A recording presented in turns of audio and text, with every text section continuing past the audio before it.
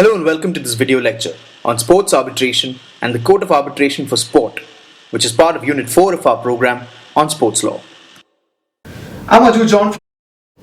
In this video lecture, we will discuss how the Court of Arbitration for Sport was reformed in 1994 to avoid the scrutiny of Swiss courts. Now, in the reading material to this unit, we learnt about institutional arbitration. To put it very simply, it means that some of the variables of arbitration, such as the seat or the location of arbitration, the identity of the arbitrators, and the procedure for arbitration, are fixed with reference to the rules of an institute of arbitration. Some of the prominent institutes of arbitration are the London Court of Institutional Arbitration and the Singapore International Arbitration Centre. Now, when we talk about arbitration, one of the things we need to importantly remember is that arbitral awards can be challenged in the courts of the location in which the arbitration is held. In India, for example, an arbitral award can be challenged before Indian courts under Part 1 of the Arbitration and Conciliation Act 1996, specifically Section 34. Please take a moment now to read the salient points about Section 34 as they appear on your screen.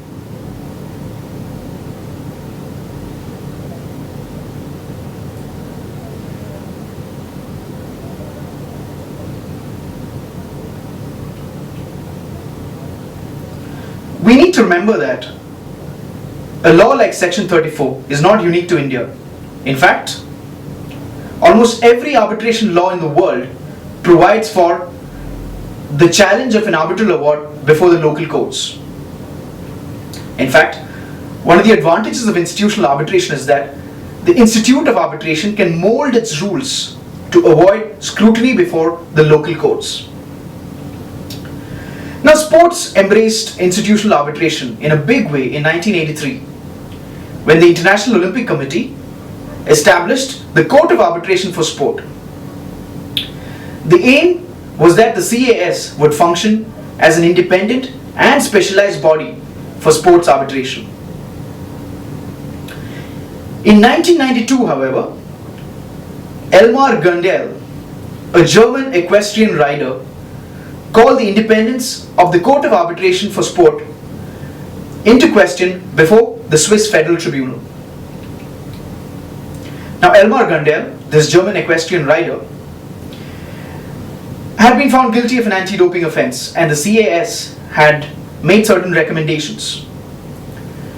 Now, Mr. Gundel challenged the recommendations of the CAS before the Swiss Federal Tribunal.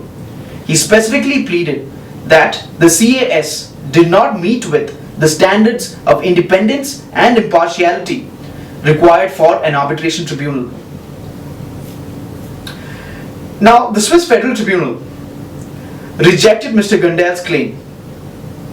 At the same time, it held that had the case before it concerned a procedure before the International Olympic Committee, its decision would have been different. It was likely to find that the CAS was not independent enough.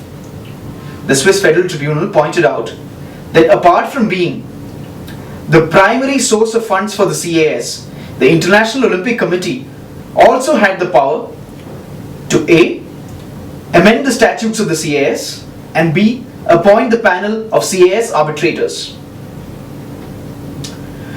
Now, the International Olympic Committee took the words of the Swiss Federal Tribunal very seriously, and in 1994 established the International Council of Arbitration for Sport, the ICAS.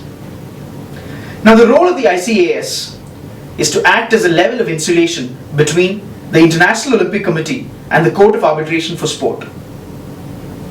Accordingly, therefore, it handles the CAS funds, it has the power to amend the CAS statutes, and it also has the power to appoint the panel of CAS arbitrators.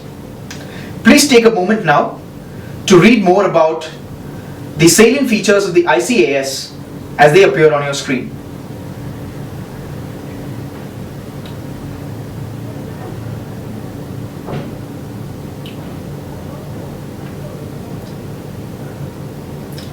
So this is the story of how the CAS was reformed in 1994 to avoid scrutiny before Swiss courts. With this, we come to the end of our discussion on sports arbitration and the CAS. Thank you for watching. In the next unit, we will learn about the global governance of anti-doping.